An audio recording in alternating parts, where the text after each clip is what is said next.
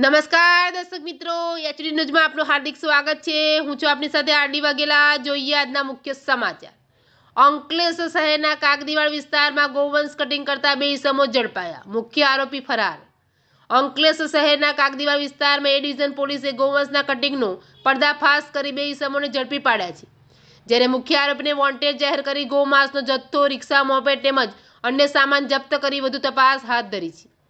અંકલેશ્વર શહેર ડિવિઝન પોલીસને કાગદીવાડમાં દુધિયાપીર દરગાહ સામે આવેલ આસિફ ઇકબાલ રશીદ કાદર મલેક પોતાના મકાનમાં તેના વ્યક્તિઓ પાસે ગૌવંશનું કટિંગ કરાવી રહ્યો હોવાની માહિતી મળી હતી।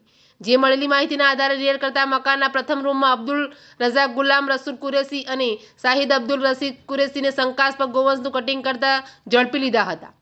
પોલીસે અંદાજિત 130 કિલોગ્રામ માંસનો જથ્થો, 50,000ની રિક્ષા, 30,000ની મોપેડ, 10,000ના 2 મોબાઈલ મળી કુલ રૂપિયા 90,000 મુદ્દામાલ સાથે મોટા છરા, ચપ્પા, કુવાડો, લોખંડના સળીઓ, ઇલેક્ટ્રિક વજન કાંટો કબજે કરી મુખ્ય આરોપી આસિફ ઇકબાલ રશીદ કાદર મલેકને વોન્ટેડ જાહેર કરી ગુનો નોંધી વધુ તપાસ હાથ ધરી છે। એચડી ન્યૂઝ સાથે રિપોર્ટ જયેશ પ્રજાપતિ, અંકલેશ્વર।